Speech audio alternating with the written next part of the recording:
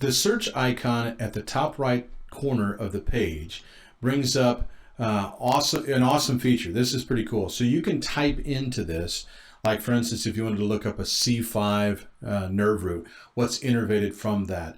You could go in and you can just type it in there, C5. Say for instance, if a patient brought in and says, hey, I've got a herniated disc at C5, C6, you could come in and you could just reference the actual nerve level based upon that.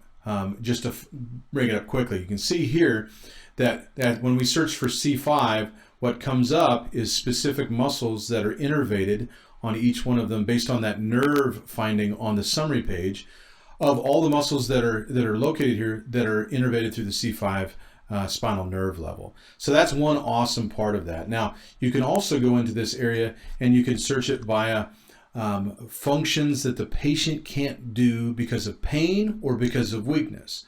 So for instance, if you had where somebody came in and they said that it hurts when I extend my head, you could type in with quotation marks, head extension, and then put the end of the quotation mark and search the index, and it will bring up all the muscles that do the action of head extension. And so you can quickly then select the area. Say for instance it was suboccipital, that looked like the referral pain from the picture. You could select that summary page, and then when it comes up you'll have again the summary here, just like it has been across the side of all the anatomy. And here you have the suboccipital groups, which is RCP, major, minor, oblique, inferior, superior, all those, and their reference part of it, as well as the stretches to be able to attack that. So it does a quick reference just based on that. Now, if you go back up into here and say you have somebody comes in and they have shoulder or have weakness of raising their arm, you could type in arm, and now arm abduction.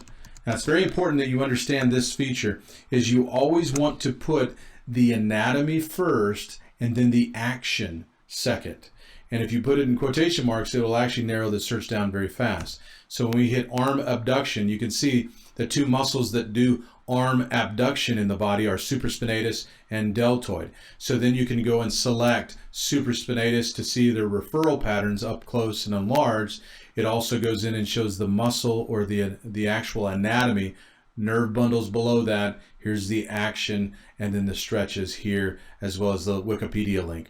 So this feature is one of my favorite features of the site, to be able to quickly triage through whatever it may be. If you typed in like L5, the nerve root itself, it'll bring up again all the muscles that are innervated through L5, and then the referral pictures to the side of them. And then you can quickly go to that area, the summary page, just by selecting it from the search criteria, as well as the action that either causes pain or action they can't do.